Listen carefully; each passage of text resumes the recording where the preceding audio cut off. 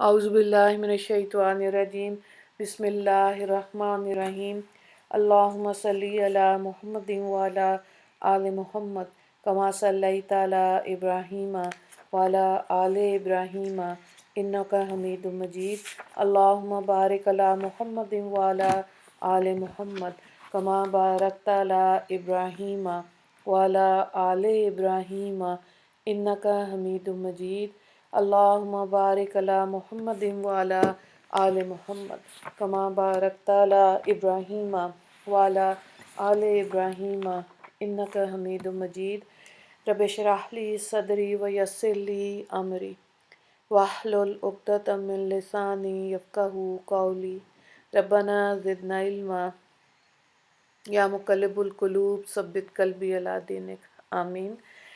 जी, आज हम दूसरा दर्स देखेंगे तबलीग दीन के सिलसिले में इमाम गज़ाली की किताब से, जिसका तर्जुमा हज़रत मौलाना आशिक़ इलाही मेरठी साहब ने किया है।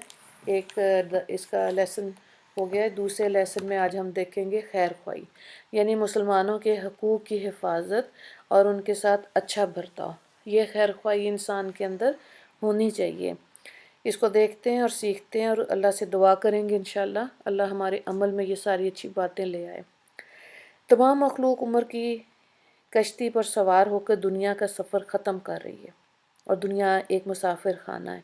इसलिए आखिरत के मुसाफिरों यानी मुसलमानों का अपनी सराय के हम जिन्स मुसाफिरों के साथ नेक बर्ताव करना भी दीन का एक रुकन है। याद रखना चाहिए कि इंसान की तीन हालतें होती हैं, क्योंकि या तो वो मुजर्रद यानी अकेला होगा तने तनहा और या अहलो अयाल और दोस्त अहबाब के साथ उसका ताल्लुक़ होगा या दरमियान की हालत होगी, मगर सिर्फ़ अकरबा और रिश्तेदारों या पड़ोसियों से होगा, आम मखलूक से ताल्लुक़ नहीं होता। तो बस तीनों हालतों के हकूक़ और हुस्न सलूक से आगाही होनी चाहिए। इसको अब अलग अलग देख लेते हैं। यानी कि मुजर्रद हालत, पहली हालत में चूँकि आदमी को सिर्फ़ अपनी ज़ात से ताल्लुक़ है, इसलिए अपने नफ्स की इस्लाह और इस खुदाई लश्कर के हकूक़ अदा करने ज़रूरी हैं, जो इस आलम असगर यानी कि छोटा सा जो जहान है, देखने में तो बहुत बड़ा है, लेकिन इंसान का ताल्लुक़ इंसानों से होना चाहिए। यानी इंसान में अल्लाह ताला ने पैदा किए और चूँकि इस जगह हमें इख्तिसार मकसूद है, इसलिए जिस्म इंसानी में खुदाई लश्कर के सिर्फ़ सरदारों का तज़किरा करते हैं और मुतनब्बे किए देते हैं कि हर मुजर्रद तन्हा मुसलमान को इसकी हिफाजत और निगहदाश्त ज़रूर करनी चाहिए। बाहालत मुजर्रद अपनी ज़ात के मुतल्लिक़ जो हकूक़ हैं उनको देख लेते हैं कि हमारे अंदर एक ख्वाहिश पैदा हो गई, जिसकी वजह से हर मुफीद और पसंदीदा मरगूब शय को हासिल करने की इंसान कोशिश करता है। ये इंसान की इनफरादी मेहनत और उसका हासिल जो है ऐसे भी होता है, ऐसे भी लोग होते हैं। और एक गुस्सा पैदा किया गया जिसके ज़रिए से तुमको मुज़र और मकरूह चीज़ों को दूर करने की कोशिश करते हो। और तीसरी चीज़ अक्ल पैदा की, इससे तुम अपने मामलात का अंजाम सोचते हो और अपनी रायत की हिफाजत करते हो। बस गुस्से को बुरा समझो और ख्वाहिश को घोड़ा और अक्ल को बादशाह। इसके बाद मालूम करो कि ये तीनों क़ुव्वतें तुम्हारी मातहत बनाई गईं। इनमें अदल और इंसाफ करना और इस कुदरती सिपा से मदद के लिए अबदी सादत हासिल करना तुम्हारा फ़र्ज़ है। बस अगर तुम गुस्से को मुहज़्ज़ब और घोड़े को शाइस्ता करके बादशाह अक्ल का मुती और फरमाबरदार बनाए रखोगे तो अदल का हक अदा करोगे और ज़रूर मकसद तक पहुँच जाओगे। ये गुस्से का जिक्र इसलिए आ रहा है कि इसके अंदर इंसान फिर गलत फ़ैसले करता है। और गुस्से के लिए हदीस पाक में कि ये बिल्कुल ऐसा है कि शैतान इंसान के अंदर उसकी रगों में खून की तरह दौड़ता है, तो ज़ाहिर है सही फ़ैसला नहीं हो कर सकता। तो फिर जब ज़िंदगी का वक्त तो लिमिटेड है, उसके अंदर फिर इंसान अपनी ज़ात में इनफरादी तौर पर खसारे में रहेगा। तहज़ीब नफ्स और इस पर जुल्म या इंसाफ की हकीकत, अगर महकूम को हाकिम की मसनद पर बैठाया जाए और हाकिम बादशाह को ताबेदार ग़ुलाम बना दोगे तो इंसाफ खो बैठोगे। اور ظالم کہلاؤ گے، کیونکہ کسی شے کے بے محل رکھنا ہی تو ظلم کہلاتا ہے۔ لہٰذا جو خواہش نفسانی کوئی چیز حاصل کرنا چاہے یا غصہ کسی شے کو دور کرنا چاہے تو عقل سے سوچا کرو کہ اس کا انجام کیا ہوگا۔ اگر انجام اچھا ہو تو عقل کو چاہیے کہ اس کام کے کرنے کی اس کو اجازت دے دے، اور اگر انجام برا دیکھے تو ہرگز اجازت نہ دے، بلکہ اپنے ماتحت غلاموں سے اس کو پکڑوائے۔ مثلاً نفس اگر بے جا خواہش کرتا ہے تو غصے کو اس پر حملہ کرنے کا حکم دے کہ اس بدخور نادام غلام کو زنجیر میں پکڑ لے، اور اگر غصہ بھڑکتا ہے، بے راہ چلنا چاہے تو شہوت کا اس پر حملہ کرائے کہ وہ اس کو ٹھنڈا کر دے اور اس کا خیال پورا نہ ہونے دے۔ اور اگر تم نے اپنی عقل سے دریافت ہی نہیں کیا یا دریافت کیا مگر اس کے حکم کی سماعت اور اطاعت نہیں کی، نہیں مانا، بلکہ اس کو خادم تابعدار غلام بنا لیا کہ شہوت غصہ جو کچھ کرنا چاہیں عقل ان کی ہاں میں ہاں ملا کر ان کا منشا پورا کرنے میں تدبیریں سوچے، تو گویا تم نے قدرتی سپاہ میں اول بدل کر دیا، اور جس میں عدل و انصاف رکھنے کا اللہ تعالیٰ نے حکم فرمایا تھا اس میں ظالمانہ کارروائی کی۔ تو پس قیامت کے دن جب تمام اعراض کو اجسام عطا کیے جائیں گے، شہوت نفسانی کو غصے کی اور غصے کو گھوڑے کی اور غصے کو گھوڑے کی صورت مرحمت ہوگی اور عقل شاہانہ لباس پائے گی، تو اس وقت یہ راز کھل جائے گا اور تم کہو گے ہائے افسوس، ہم نے کیسا ظلم کیا کہ غصے کے اندر اپنی زندگی میں کام کے انجام کی طرف نظر ہی نہ دوڑائی، اور انسان نے اپنی زندگی کا وقت ضائع کرتے ہوئے آخرت برباد کی۔ تو یہ چیز تو انسان کو زندگی کے تجربے سے حاصل ہوتی ہے کہ جب وہ غلطیاں کرتا ہے، اور اگر مزاج کے اندر یہ ہے کہ اپنی غلطیوں کو دیکھے گا، اسے رجوع کرے گا، تبھی محاسبہ کر سکتا ہے، اور اگر یہ مزاج نہیں ہوگا تو اپنی غلطی نہیں لگتی۔ اور کافروں کے نفس کو ہی قرآن میں نفس امارہ سے تشبیہ دی گئی ہے کہ ان کا اپنا نفس جو ہے، ان کو اپنا نفس بہت اچھا لگتا ہے۔ تو ظاہر ہے پھر انسان نے جب اپنے لیے امپروومنٹ کے لیے جگہ ہی نہیں چھوڑی تو وہ اپنی غلطیوں کی طرف رجوع نہیں کرے گا۔ آگے دیکھیں، مخلوق کے حقوق کی نگہداشت اور اس کا علاج۔ دوسری حالت، یعنی جب تم کو عام مخلوق سے تعلق ہو تو اس وقت اس کا ضرور لحاظ رکھو کہ مخلوق کو تم سے کسی بھی قسم کی تکلیف نہ پہنچے۔ رسول پاک صلی اللہ علیہ وآلہ وسلم فرماتے ہیں کہ مسلمان وہی ہے جس کے زبان اور ہاتھ سے اللہ کی مخلوق محفوظ رہے۔ تو یہاں پہ دیکھیں پہلے کس چیز کا ذکر ہے؟ زبان، ہے نا، زبان سے انسان زیادہ تکلیف دیتا ہے، اور دوسرا ہاتھ۔ تو یہ گارنٹی ہونی چاہیے مومن کے لیے کہ وہ کسی کو بھی اپنی زبان اور ہاتھ سے تکلیف نہ دے۔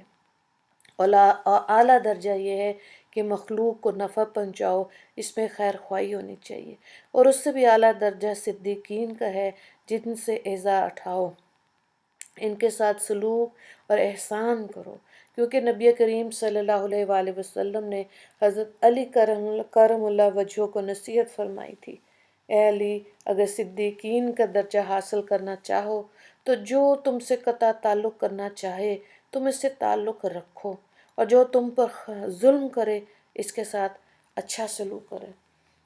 بڑی مشکل چیز ہے، لیکن یہ ہے کہ جب انسان اس چیز کو سمجھ جائے تو درجہ پھر کیا ہے؟ صدیقین کا۔ اور صدیق کون ہوتا ہے؟ جو انسان سچ بولتا ہے اور اپنی سچائی پر عمل بھی کرتا ہے، وہ صدیقین کا درجہ پا لیتا ہے۔ سبحان اللہ۔ مخلوق کے حقوق قائم رکھنے میں 20 باتوں کا لحاظ رکھو، جن کی تفصیل یہ ہے۔ نمبر 1، جو کچھ اپنے لیے بہتر سمجھو وہی دوسروں کے لیے بہتر سمجھو، کیونکہ حدیث میں ایسے شخص کے لیے بشرطیہ اس کا خاتمہ بالخیر ہو جائے جہنم سے محفوظ رہنے کی بشارت آئی ہے۔ دوسرا، ہر کسی کے ساتھ تواضع سے پیش آؤ، کیونکہ اللہ تعالیٰ مغرور اور متکبر کو پسند نہیں کرتا۔ بس اگر کوئی دوسرا شخص تمہارے ساتھ تکبر سے پیش آئے تو اس کو برداشت کر جاؤ۔ دیکھو اللہ تعالیٰ فرماتا ہے کہ بھلائی کی ترغیب دو اور جاہلوں سے اپنے آپ کو بچاؤ۔ تیسری چیز ہے بڑوں کی تعظیم، چھوٹوں پر شفقت۔ نبی کریم صلی اللہ علیہ وآلہ وسلم فرماتے ہیں کہ جو جوان کسی بوڑھے کی تعظیم کرے گا تو اس جوان کے بڑھاپے کی حالت میں اللہ تعالیٰ اس کی تعظیم کرنے والا شخص پیدا کرے گا۔ سبحان اللہ۔ اس حدیث میں اشارتاً درازی عمر کی بھی بشارت ہے کہ اس کو بوڑھا ہونا نصیب ہوگا۔ چوتھی چیز کیا؟ ہر شخص کے ساتھ خندہ پیشانی سے پیش آؤ، کیونکہ نبی کریم صلی اللہ علیہ وآلہ وسلم ایسے شخص کو جہنم سے بچنے اور اللہ کے محبوب ہونے کی بشارت دیتے ہیں۔ پانچویں چیز ہے کہ دو مسلمانوں میں رنجش ہو جائے تو صلح کرا دو۔ شریعت میں ایسے موقع پر تالیف قلوب کی وجہ سے جھوٹ بولنے تک کی نوبت آئی ہے، اور شرعاً اس کا درجہ نفل نماز اور روزے سے بھی افضل ہے۔ تو تالیف قلوب یعنی کہ دلوں میں محبت ڈالنا چاہیے، تو اس چیز کی کوشش کرنی چاہیے، تبھی خیر خواہی پھیلے گی۔ اگلی کیا چیز ہے کہ جو لوگ ایک دوسرے سے چغلی کھاتے ہیں یا ادھر کی ادھر لگا کے مسلمانوں میں باہم رنجش پیدا کرتے ہیں، ان کی بات ہرگز نہ سنو، کیونکہ وہ اپنا دین برباد اور جہنم میں جانے کا سامان کر رہے ہیں۔ اگلی چیز ہے کہ تمہاری کسی سے اگر رنجش ہو تو 3 دن سے زیادہ علیحدگی مت رکھو، کیونکہ اگر تم مسلمان کی خاطر سے درگزر کرو گے تو اللہ تعالیٰ قیامت کے دن ہماری خطاؤں سے درگزر کرے گا۔ ہشتم سلوک اور اگلی چیز ہے کہ سلوک اور احسان کرتے وقت اہل اور نااہل مت دیکھا کرو، کیونکہ اگر کوئی نااہل بھی ہو تو تم اس کے ساتھ کیوں نااہل بنتے ہو؟ احسان کے لیے تمہارا اہل ہونا کافی ہے۔ 9ویں چیز ہے کہ لوگوں سے ان کی حالت کے موافق برتاؤ کیا کرو، یعنی جاہل میں اس کمال اور تقوی کو مت ڈھونڈو جو علماء میں ہوا کرتا ہے۔ اللہ اکبر۔ اور عوام کی طبیعتوں میں خواص کسی سمجھ اور سلیقے کی توقع مت رکھو۔ حضرت داؤد علیہ السلام نے دعا مانگی تھی کہ الہی وہ طریق بتلا دے جس سے مخلوق بھی مجھ سے محبت کرے اور آپ بھی راضی رہیں، تو حکم ہوا اے داؤد دنیا داروں سے ان کی حالت کے موافق برتاؤ کرو اور دین داروں سے ان کے حال کے مطابق۔ سبحان اللہ۔ 10ویں چیز کیا ہے کہ برتاؤ کے وقت لوگوں کے مرتبوں کا بھی لحاظ رکھو، یعنی اگر کوئی دنیا دار باعزت آدمی تمہارے پاس آئے اس کی عظمت کرو۔ دیکھو نبی کریم صلی اللہ علیہ وآلہ وسلم نے بعض دنیا دار ذی عزت شخص کے لیے چادر مبارک بچھائی اور یوں فرمایا کہ جب کسی قوم کا بڑا شخص تمہارے پاس آیا کرے اس کی عزت کیا کرو۔ 11ویں چیز ہے مسلمانوں کے عیب ہرگز ظاہر نہ کرو۔ کیوں؟ کیونکہ پردہ پوشی کرنے والے جنت میں جائیں گے۔ غیبت بھی نہ کرو اور کسی کی عیب کی ٹو بھی نہ لگاؤ۔ یاد رکھو اگر آج تم کسی مسلمان کی عیب جوئی کرو گے تو کل کو اللہ تعالیٰ تمہارے عیب ظاہر فرما کے رسوا کر دے گا، اور جس کو وہ رسوا کرے گا اس کو پھر امن نصیب نہیں ہوگا۔ 12ویں چیز تہمت کی جگہ سے بھی بچو، ورنہ لوگ بدگمان ہوں گے اور تمہاری غیبت کیا کریں گے، اور چونکہ ان کی غیبت میں مبتلا ہونے کا سبب تم بنے ہو کہ نہ تہمت کے موقع پر تم جاتے اور نہ ان کو غیبت کا موقع ملتا، لہٰذا گناہ پر تم پر بھی ہوگا، اس لیے گناہ کا سبب بننا بھی گناہ ہے۔ نبی کریم صلی اللہ علیہ وآلہ وسلم ایک مرتبہ ازواج مطہرات میں سے کسی کے ساتھ دروازے مکان پر کھڑے ہوئے کچھ باتیں کر رہے تھے۔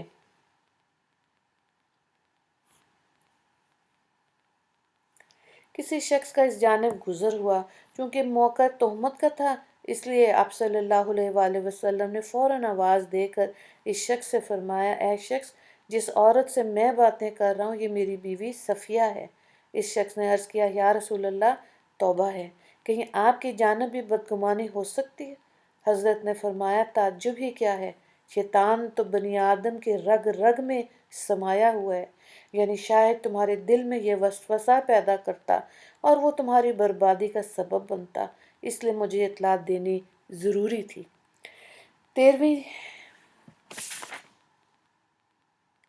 13ویں حقوق کو دیکھیں۔ مسلمانوں کی جماعت روی میں کوشش کیا کرو، مسلمانوں کی حاجت روائی میں کوشش کیا کرو۔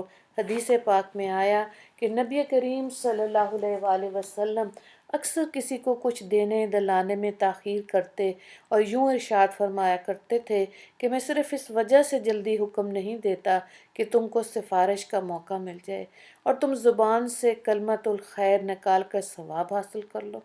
مسلمانوں کی حاجت روائی میں کوشش کرنا بہرحال نافع ہے، خواہ تمہاری کوشش سے اس کی حاجت پوری ہو یا نہ ہو۔ حدیث میں اس کوشش کا اجر و ثواب سال بھر کے اعتکاف سے زیادہ ہے۔ سبحان اللہ، کتنی اعلیٰ بات ہے۔ 14واں حقوق دیکھیں، ہر مسلمان سے سلام اور مصافحے میں پیش قدمی کیا کرو۔ مصافحہ کہتے ہیں ہاتھ ملانے کو۔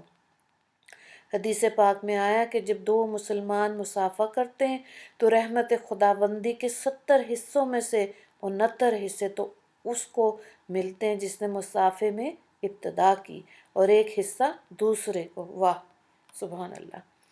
15ویں حقوق کو دیکھیں، مسلمان بھائی کی عدم موجودگی میں بھی اس کی مدد کرو، یعنی اس کی آبرو مال پر اگر دھبا یا نقصان آئے اس کو مٹا دو، کیونکہ حدیث پاک میں آیا کہ جہاں کسی مسلمان کی آبرو ریزی ہو رہی ہو، جو مسلمان ایسے وقت میں اس کی مدد کرے گا اللہ تعالیٰ اس کی ضرورت کے وقت اس کی مدد کرے گا، اور جو مسلمان اس کی پرواہ نہیں کرے گا تو اللہ تعالیٰ بھی اس کی اعانت کے وقت اس کی کوئی پرواہ نہیں کرے گا۔ تو خیر خواہی میں بھلائی ہی بھلائی ہے۔ اور اگلا حقوق دیکھیں، شرعی لوگوں سے بھی اس نیت سے مدارت کر لیا کرو کہ اس طرح پر ان کے شر سے محفوظ رہو گے۔ حضرت عائشہ صدیقہ رضی اللہ تعالیٰ عنہ فرماتی ہیں، بخاری نے اس کو روایت کیا کہ ایک مرتبہ ایک شخص نے نبی کریم صلی اللہ علیہ وآلہ وسلم کے پاس حاضر ہونے کی اجازت چاہی۔ آپ صلی اللہ علیہ وآلہ وسلم نے فرمایا اچھا آنے دو، برا شخص ہے۔ اور جب وہ اندر آ گیا تو آپ صلی اللہ علیہ وآلہ وسلم نے ایسی ہی نرمی کے ساتھ اس سے باتیں کی جس سے معلوم ہوا کہ حضرت صلی اللہ علیہ وآلہ وسلم اس کی بڑی قدر کرتے ہیں۔ جب وہ چلا گیا تو میں نے نبی کریم صلی اللہ علیہ وآلہ وسلم سے، حضرت عائشہ فرماتی ہیں، وجہ پوچھی۔ تب آپ صلی اللہ علیہ وآلہ وسلم نے فرمایا بدترین شخص قیامت کے دن وہ ہے جس کی بدی سے بچنے کے لیے لوگ اس کو چھوڑ دیں۔ نیز حدیث پاک میں آیا، حاکم نے اس کو روایت کیا کہ جس طریقے سے بھی آدمی اپنی آبرو بچائے وہ صدقے میں شمار ہے۔ نبی کریم صلی اللہ علیہ وآلہ وسلم کی نصیحت ہے کہ لوگوں سے ان کے اعمال کے موافق میل جول رکھو، البتہ بدکاروں کو دل میں جگہ نہ دو۔ اگلا حقوق ہے، زیادہ تر مسکینوں کے پاس اٹھو بیٹھو اور امراء کی صحبت سے پرہیز کرو۔ رسول اللہ صلی اللہ علیہ وآلہ وسلم نے دعا فرمائی کہ باری الہ میری موت اور حیات مسکینیت ہی کی حالت میں رکھیو اور مسکینوں ہی کی جماعت میں میرا حشر فرمانا۔ حضرت سلیمان علیہ السلام باوجود اقتدار کے جب کبھی مسجد میں کسی مسکین کو بیٹھا دیکھتے تو اس کے پاس بیٹھ جاتے، فرمایا کرتے تھے مسکین اپنے ہم جنس مسکینوں کے پاس بیٹھ گیا۔ حضرت موسیٰ علیہ السلام نے اللہ تعالیٰ سے ایک مرتبہ دریافت کیا، یا اللہ میں آپ کو کہاں ڈھونڈوں؟ تو حکم ہوا شکستہ دل لوگوں کے پاس۔ اللہ اکبر، اللہ اکبر۔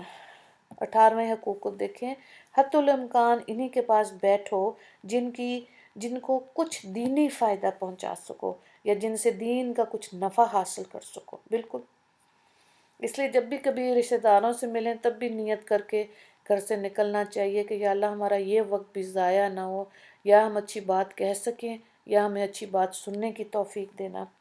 یہ خیال کرو کہ اگر تم ایسے شخص کے پاس آتے جاتے رہو جو ہر دفعہ تمہارے کپڑے کا ایک تار یا داڑھی کا ایک بال نوچ لیا کرے تو ضرور تم کو اندیشہ ہوگا کہ اس طرح پر تو عنقریب کپڑا ختم اور داڑھی ختم ہو جائے گی اور تم اس کے پاس آمد و رفت ترک کر دو گے۔ بس اسی طرح جس کی صحبت میں ہبہ برابر بھی دین کی کمی ہو اس سے پرہیز کرو، ورنہ تھوڑا تھوڑا ہو کر ایک دن سارا دین برباد ہو جائے گا۔ 19ویں چیز کو دیکھیں، حقوق کو دیکھیں، مسلمان بھائی اگر بیمار ہو تو اس کی عیادت کیا کرو، اور انتقال کر جائے اس کے جنازے کے ساتھ جاؤ، اور اس کے بعد بھی کبھی کبھی قبرستان میں ان کی قبر پہ ہو آیا کرو اور ان کے لیے اصال ثواب اور استغفار اور طلب رحمت کرتے رہا کرو۔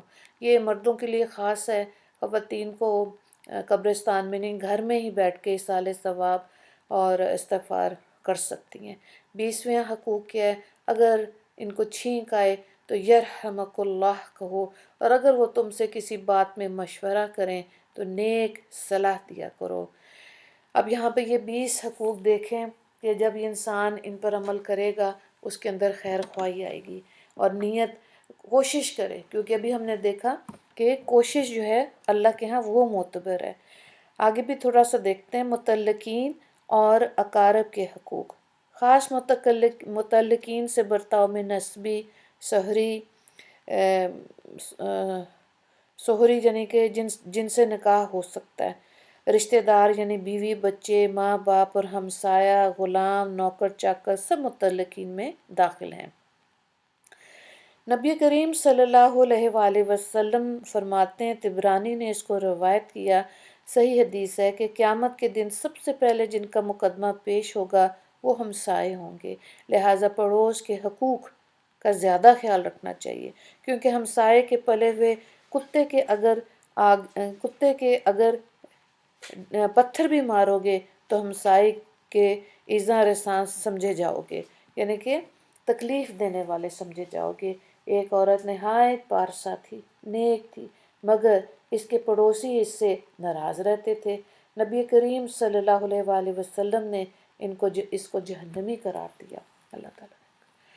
پڑوس کے حقوق۔ ایک مرتبہ صلی اللہ علیہ وآلہ وسلم نے صحابہ سے فرمایا، جانتے بھی ہو ہمسائے کے کتنے حق ہیں؟ اگر ہمسایہ مدد چاہے تو مدد کرو، اور اگر قرض مانگے قرض دو، اگر تنگ دست ہو جائے تو سلوک اچھا کرو، اگر بیمار پڑے تو عیادت کرو، اور انتقال کر جائے تو جنازے کے ساتھ جاؤ، اگر اس کو کوئی خوشی حاصل ہو تو مبارکباد دو، اور رنج پہنچے تسلی دو۔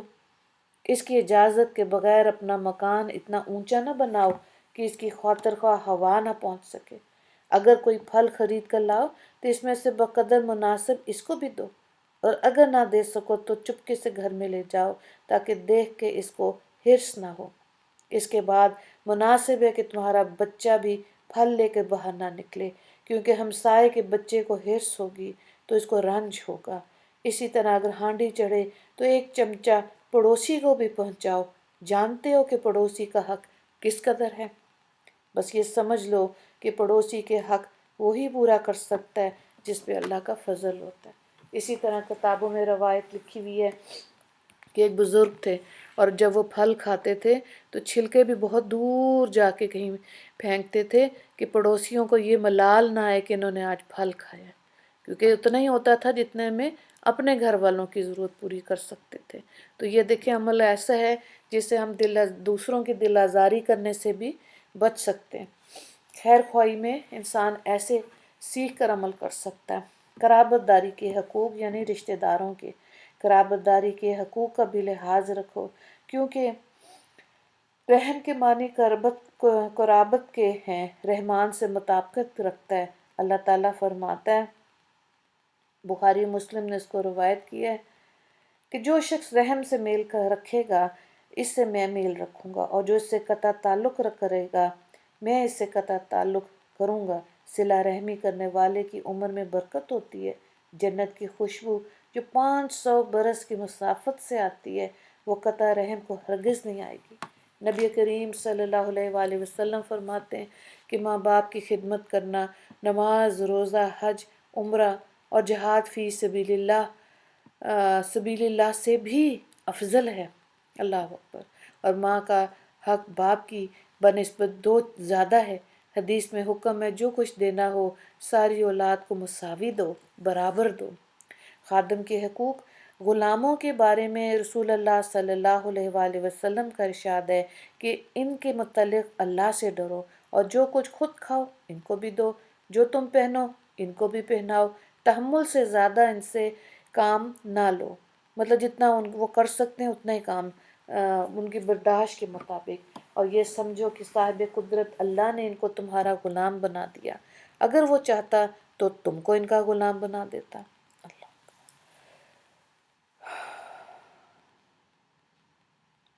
جب کھانا لا کر تمہارے سامنے رکھے تو چونکہ آگ کی تپش اور دھوئیں کا اثر اسی نے برداشت کیا اور تم کو ان تکلیفوں سے بچایا، اس لیے اس کا دل خوش کرو، اس کو شفقت کے ساتھ اپنے پاس بٹھا کے ساتھ کھلاؤ، یا کم از کم ایک لقمہ اس کے ہاتھ پر رکھ دو، پیار کے لہجے میں کہو کھا لو۔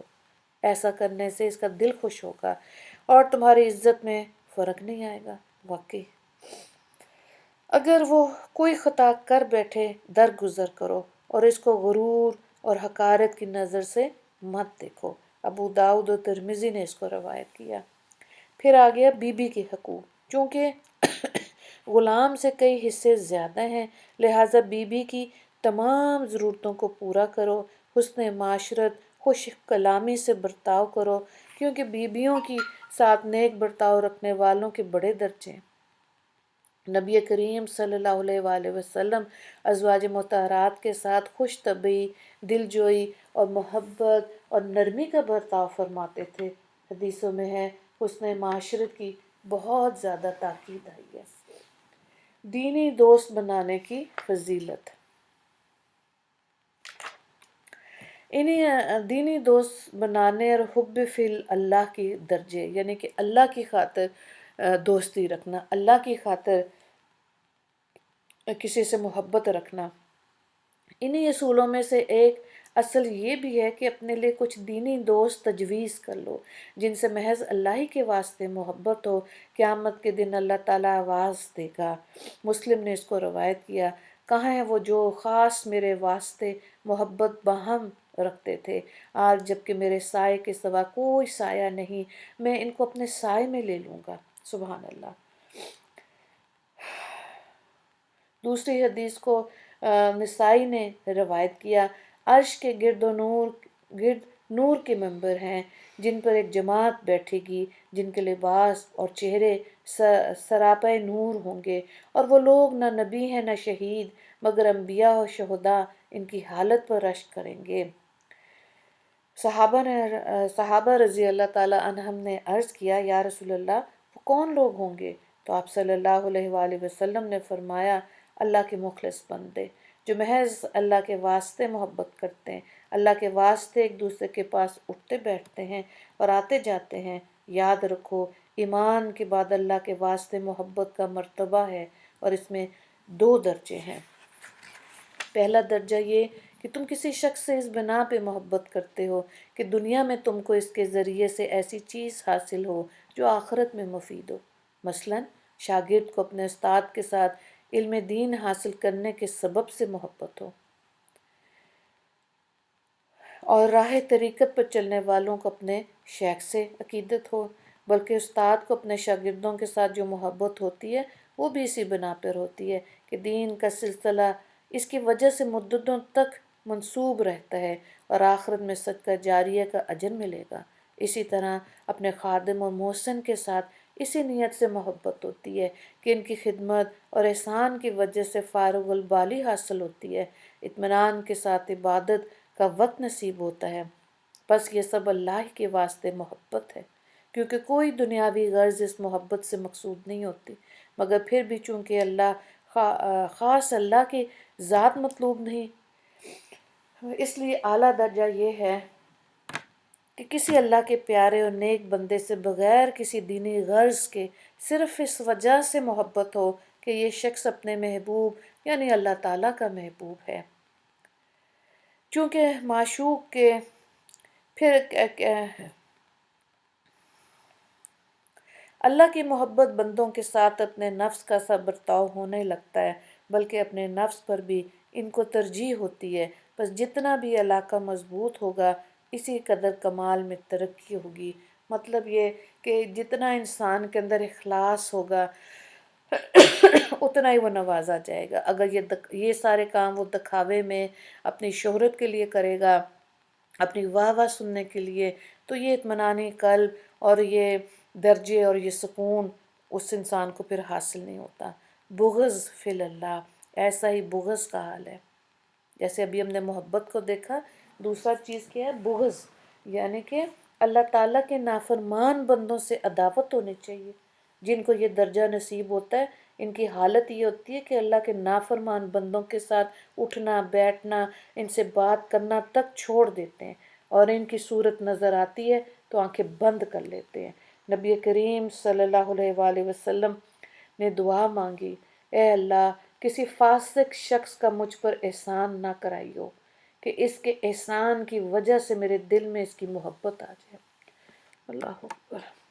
حب فی اللہ اور بغض فی اللہ اسی کا نام ہے، اور جس مسلمان کو اپنے مولا سے اتنی بھی محبت نہیں جس کا اثر ہو کہ اللہ کے محبوب بندے اس کے محبوب بن جائیں، اور خدا کے دشمنوں کو اپنا دشمن سمجھے، تو سمجھنا چاہیے کہ اس شخص کے ایمان میں ضعف ہے، کمزوری ہے، اور اس کو اپنا خدا ہی کے ساتھ محبت نہیں۔ تو اللہ تعالیٰ ہمیں صحیح معنی میں اللہ اپنی محبت عطا فرمائے، اور دنیا سے اور دنیا داروں سے اللہ تعالیٰ ہماری حفاظت فرمائے۔ اللہ تعالیٰ ہمیں دکھاوے، ریا، تکبر سے ہماری حفاظت فرمائے۔ تمام روحانی، اخلاقی، جسمانی بیماریوں سے اللہ ہمیں شفا عطا فرمائے، اور نیکی کرنا اور اپنی مخلوق میں رحمت جاں بننا ہمارے لیے آسان فرمائے۔ وآخر دعوانا ان الحمد للہ رب العالمین۔ اللہم اغفر لی مسلمین والمسلمات والمؤمنین والمؤمنات رب ارحمہما کما ربیانی صغیرا۔ السلام علیکم ورحمۃ اللہ وبرکاتہ۔